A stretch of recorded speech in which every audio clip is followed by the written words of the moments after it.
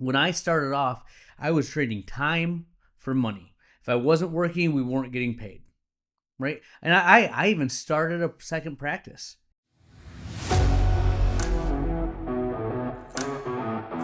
All right, my friends, the ultimate OD. We have a very fun episode for you. We are talking about becoming the CEO of your practice. This is the year of the CEO. This is us getting out of the exam room and working on the business. I have a template here for what you should be focusing your time, effort, and energy on. This will help you set goals for 2026. We'll have more episodes to build on this, but you need to hear this episode. We have the closing thought of the episode. This is the Ultimate OD Podcast. Here we go.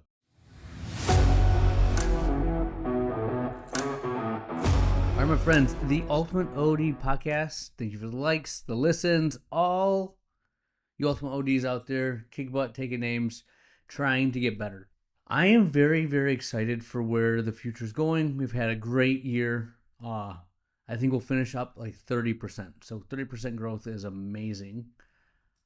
I think a lot of that is because we have the new space. We're filling it up. The Dry Eye Clinic, RDEC, Rejuvenation Dry Eye Center, is taking off. We've really done more than I thought we'd accomplish in this year.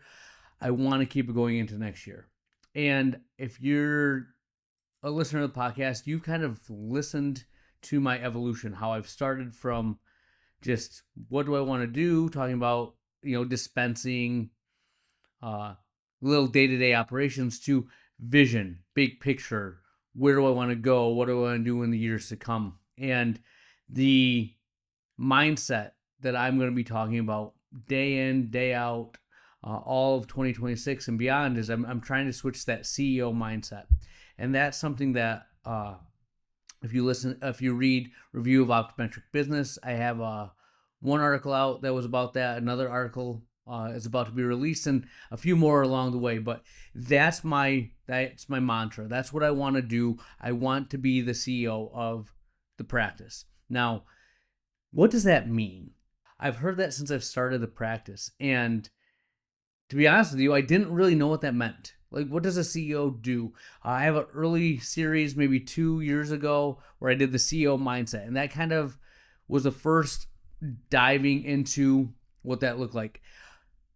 I've gotten a lot better. We've grown. I have a better sense of what it means to work on the business rather than in it. And as I've done it more this year, we've grown, right? That's the ironic thing. The more time I'm outside the exam room, the more the office has grown. Think about that. When I started off, I was trading time for money. If I wasn't working, we weren't getting paid, right? And I even started a second practice in 2015, second practice. And I'm going to go over a lot of principles today of what it means to be the CEO of your practice, where you should be putting your time, effort, and energy. But I didn't have that guidance when I did it. Started a second practice, and it was honestly a disaster. We didn't lose money, but we didn't make any either. Probably lost money in the sense that I could have been doing more things at my first location and been further ahead. Or I could have utilized a second location with a purpose and grew. So the experience was good in the sense that I learned, but it really wasn't what I wanted to be. Okay? And I know a lot of you hear that. You're starting a practice. You think you're going to start a practice. You're trying to grow and expand. What does it mean to be the CEO of your practice? Well, as we get towards the end of the year, you should be thinking about goals for 2026. And I'll get more into how I set goals and what I'm doing there, because it is different now than it used to be. But I want to go over how you should approach your business, how you should view it with that CEO mindset, and then how that's going to help you set your goals. So let's kind of start. Like I said, in the early days, I did everything. Started cold, had one other staff member, and I had to learn how to bill, do optical, customer service. I knew how to do an exam, but I didn't know how to do an exam in the private sector. How to give them value. I didn't know how to run a business.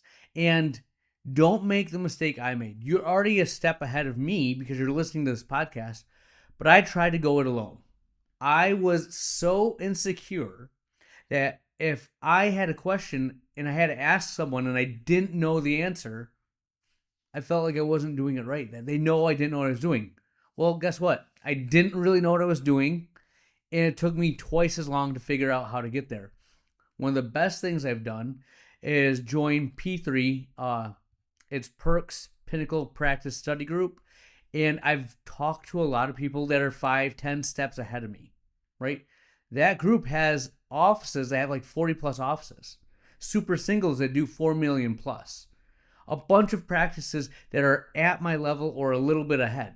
And that's where I base a lot of the information I'm going to talk about today, because there's a certain phase that I'm not at yet.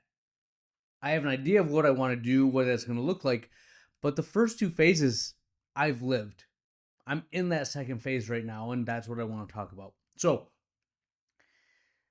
when you first start, like I said, you're at ground zero. You are thinking, get to tomorrow. Month to month is how you operate.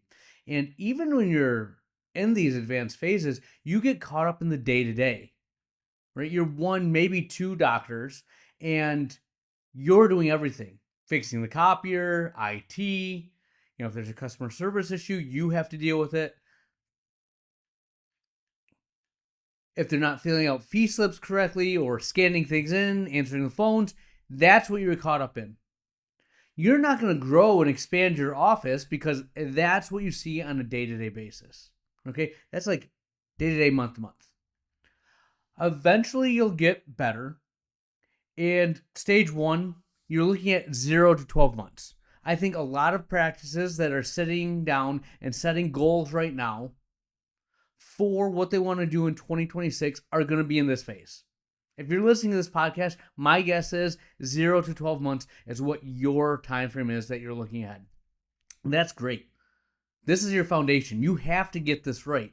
But what do you want to be looking at 12 months ahead? During this time, these are the categories. There's 5 things I think that you focus a lot of time on. Number 1, staff stability. You're looking for a stable staff that can get there, show up every day, do the work, right? You want to cross-train them, make sure that they can make up for you having a smaller team, right? If you only have an optical department, like you have one optician, you have one front desk, one tech, right? If that tech's gone, who's doing the workups? If the optician's gone, who's selling glasses, right? You, at this phase, have a person that can do all 3, right? That's not going to scale. That's not going to get you to the next level. But at this phase, you want to get stability. You're also looking at, what would it look like if I hired another doctor, if I hired an associate? And I know what I thought. If I hired an associate to see patients, what in the world am I going to do? Right? That's what I'm talking about right now, because I really didn't know. The first probably 3 months of having an associate, I was trying to figure out what I would do outside the exam room. And honestly, I didn't cope well. It didn't go well. I tried to cut down and not see patients, and I'm like, nope, not working. Filled my schedule right back up. Delayed her growth a little bit, but I didn't know what I didn't know. So don't make the same mistakes as me. You listen to this podcast, you'll figure out what you need to work on. But you're kind of looking at, can I put another doctor in here? And if I do, what will I do with my time? You might think, well, if they're seeing patients, I can go on vacation. I can travel. You can, but I don't think that's going to be what you want if you have a CEO mindset, right? You want to grow and build the business. There's a lot of stuff that you have to focus on. But again, if you are happy with where you're at, you can have someone come in, see patients. That is something that you can do, right? But 0 to 12 months. Staffing is a big focus of what you do. Second, scheduling and patient flow. This is your day-to-day operations. How you schedule matters so much in those early days, right?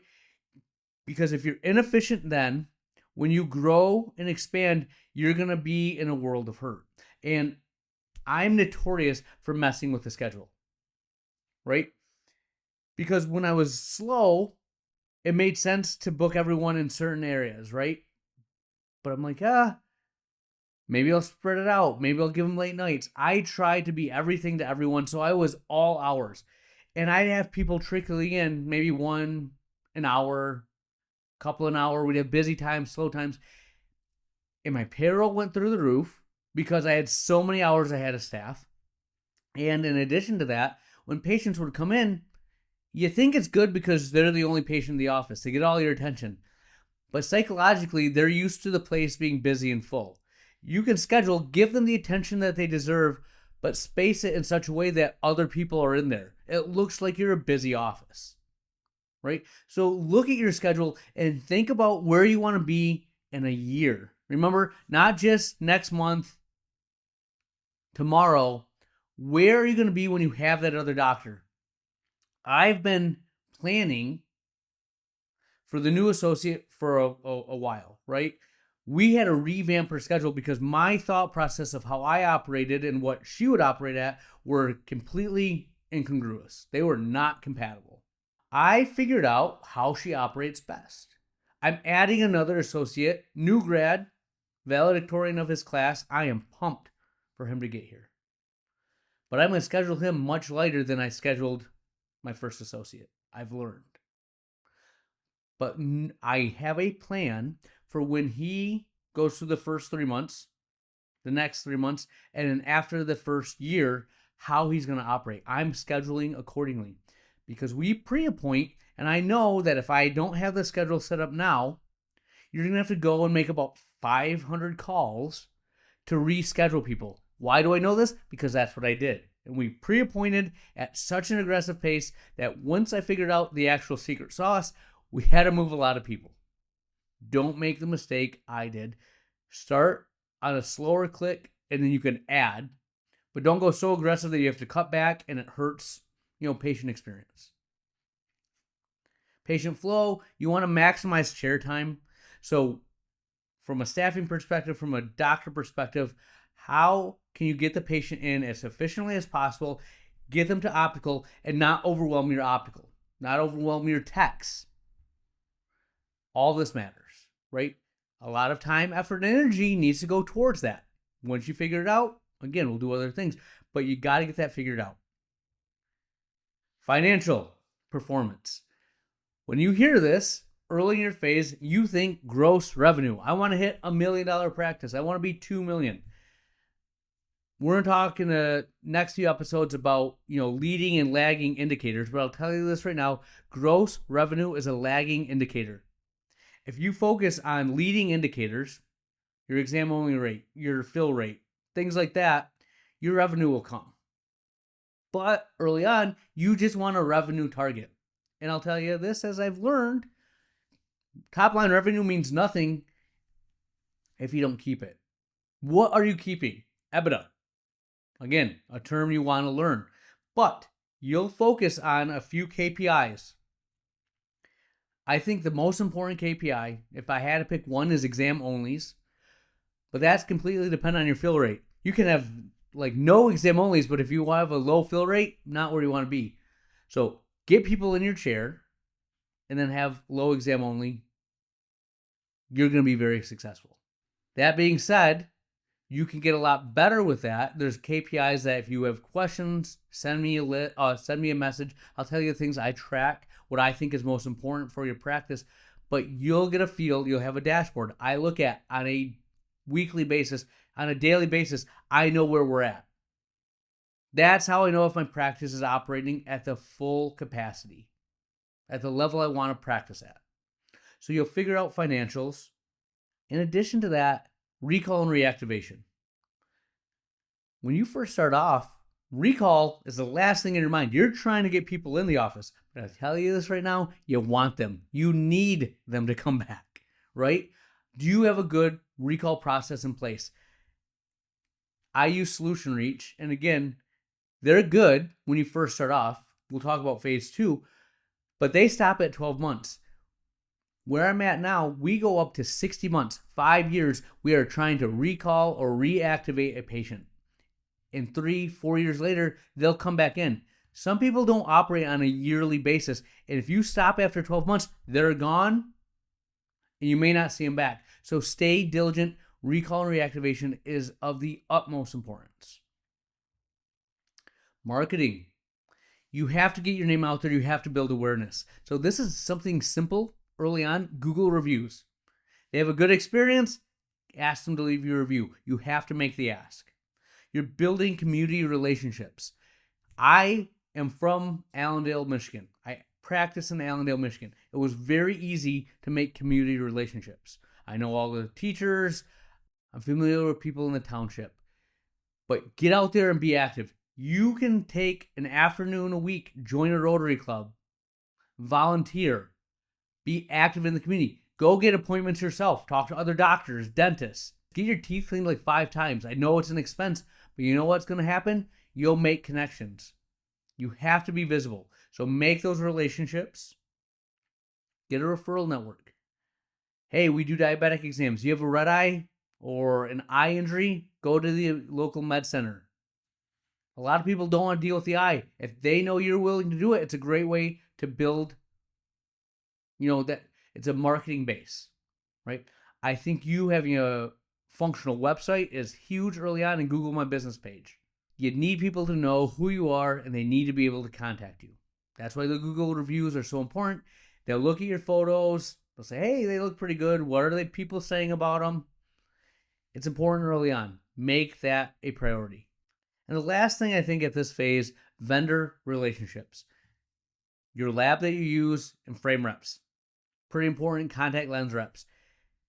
Ask them questions. They go into every single office in your area. They know what's working and they know what's not. They love to share information. Ask them. Give them very little of what you're doing if you want, but be an open book. Honestly, no one really cares about you as much as you think they do. The other office in town knows I exist, but they're trying to get through their day-to-day. I know the other office exists. I'm doing what I do. Right?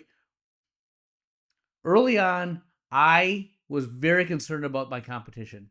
Now I'm just trying to be an N of one, do what I do at the highest level. But when you start, those are things that you should look at.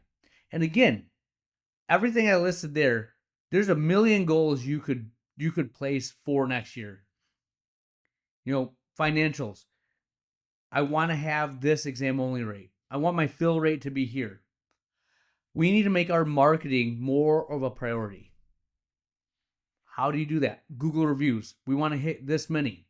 Again, I have another episode that we're going to talk about actually setting these goals, but this is where your effort, energy, focus should be on right now. Now, the next phase. Like I said, this is where I'm at right now, where I'm looking 1 to 2 years ahead. I like this phase. This is giving me more of a business owner mindset. I couldn't operate in this world if I didn't have a vision for where I wanted to go. Before I was in this phase, I honestly was just trying to get to the next day, and any area of growth was good. The problem with that is you have competing priorities, competing goals. To be good at dry eye, it's really hard to be good at myopia management. To be good at, being the premier best technology office, hard to do that and have the lowest prices. You know what I mean? You have to figure out where you want to go. That is the most important thing I can emphasize for your growth as a CEO, is having a vision for where you want to go. I have an article and review of Optometric Business. I've done many episodes on having a vision. You need to have that. And now, where does my time go? A lot of what I'm trying to do now is I have everything that we talked about. I have a good foundation. Remember, I didn't have that good foundation. I tried to start another office and I fell on my face. Before you start another office, you have to do the things I'm talking about now. I cannot emphasize that enough. Number 1, standardize processes. Everything has to be cookie cutter. SOPs, checklists. How you check in a patient, how you make an exam, how you do an exam, the handoff and optical, how you sign people up for your dry eye specialty, myopia management specialty, how you conduct the follow-up visits. All this stuff has to be written down to a T. I listen to so many people talk that have multiple offices, multiple franchises. Again, outside of optometry, they talk about when they go to scale, they have everything written down. So when they open up the office, they know where they turn, how they turn merchandise, like where they put little things in the office, the decor that they're going to have. They have it down to a science. If you don't have that, chaos will just be exponential. When you have a small office, you can control a lot of things. The bigger it gets, the more complex the system, the harder it is to control. Next article I have coming out in ROB is about standardizing your processes. How to do it. I have a step-by-step guide. I think I did an episode about that a week or two ago. Listen to that episode. But you got to get things uniform. That's going to make your clinic more consistent. When you're more consistent, you realize that you may be a little inefficient. The more consistent that you are, the more efficient you can operate. That'll save you money. I might be able to operate with 1 or 2 less staff members because I've gotten better processes in place. Now, I'm not going to do anything about that because I'm looking to grow and expand. I need good people that I can move to other offices as I add them. But in your office, as you get more standardized, if someone leaves, you're like, you know what? We were actually a little heavy. This is fine. We can go now. In addition, when you have these processes in place, you bring someone else on, you can train them at a quicker clip. You can be more efficient more quickly. So, something to think about. Building a management team. This is something that I didn't realize that's eating up all your time. Is everything flows through you. You are the bottleneck. So you need to get a practice manager. The practice manager needs to handle day-to-day operations. In-office decisions should not flow through you. You set the vision, you set the policy, but the decisions, the implementation of that should be your practice manager. In addition to that, what I've realized, because we're getting to that point, you need lead techs. You need lead opticians, front desk coordinators.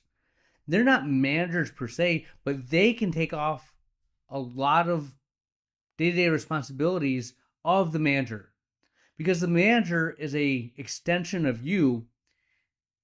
These people, the lead tech, lead optician, can take care of each department.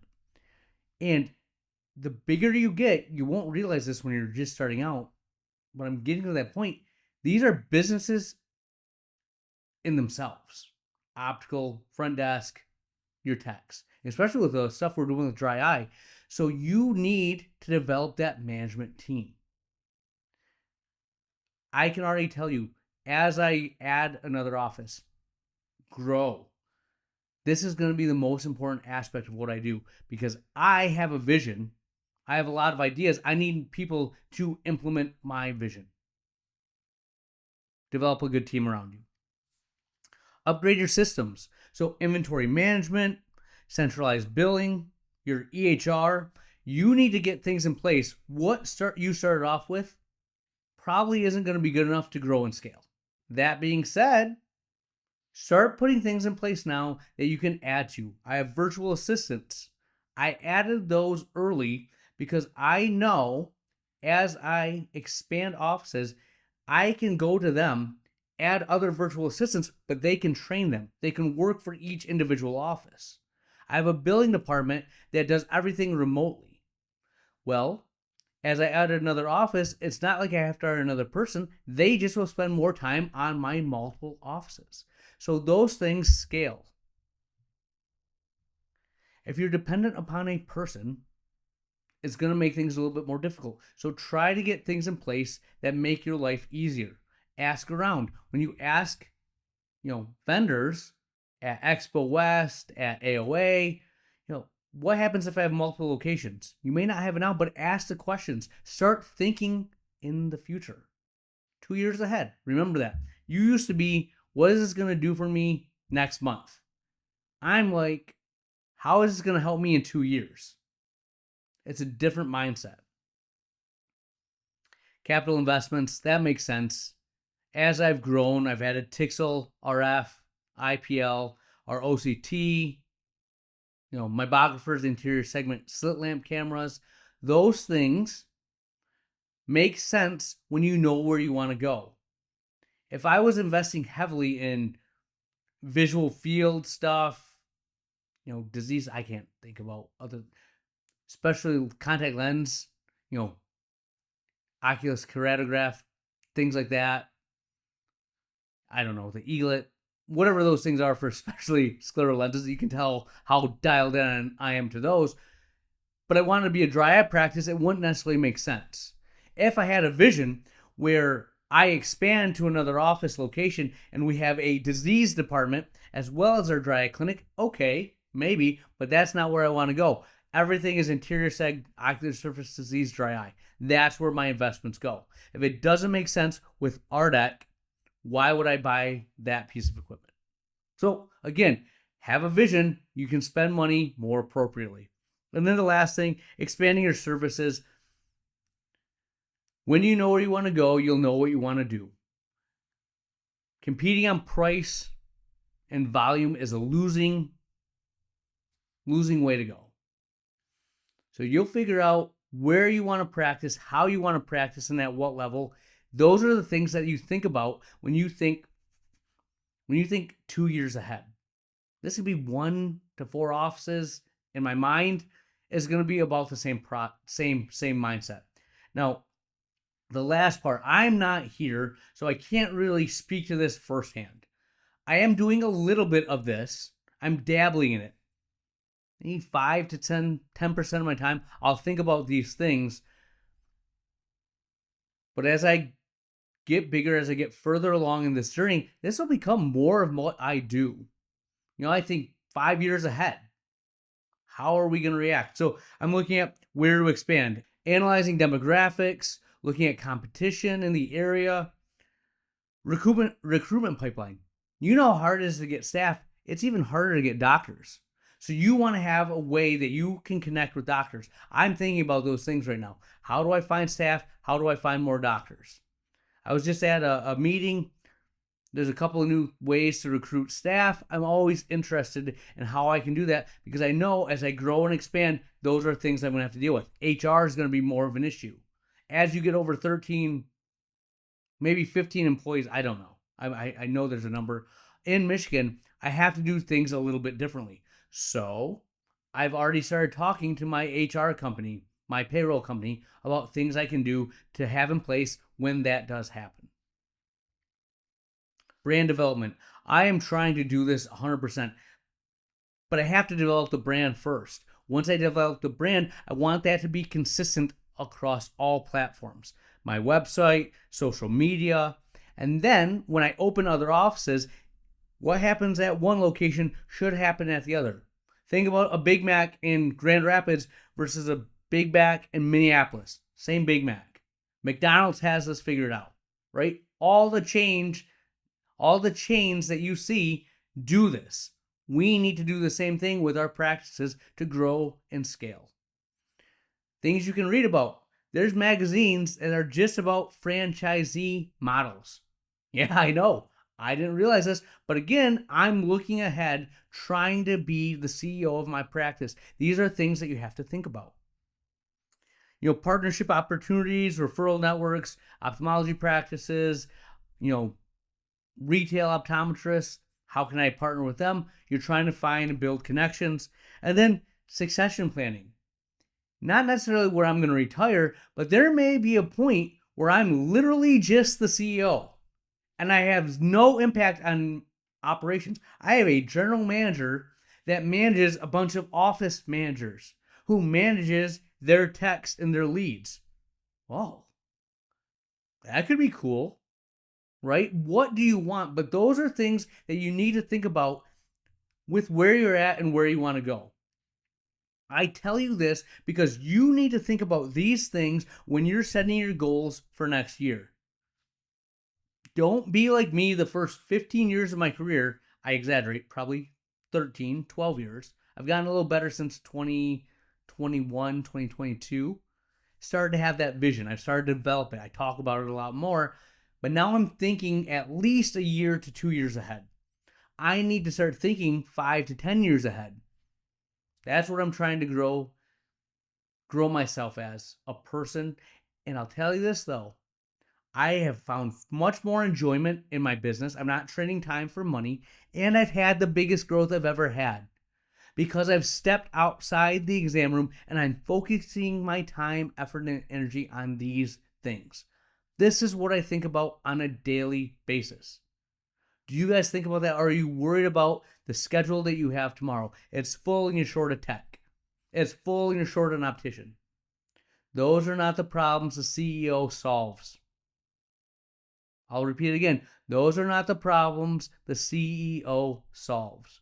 You might not be in a position to not solve that problem right now. I get it. But you want to build a business that you are not the person solving that.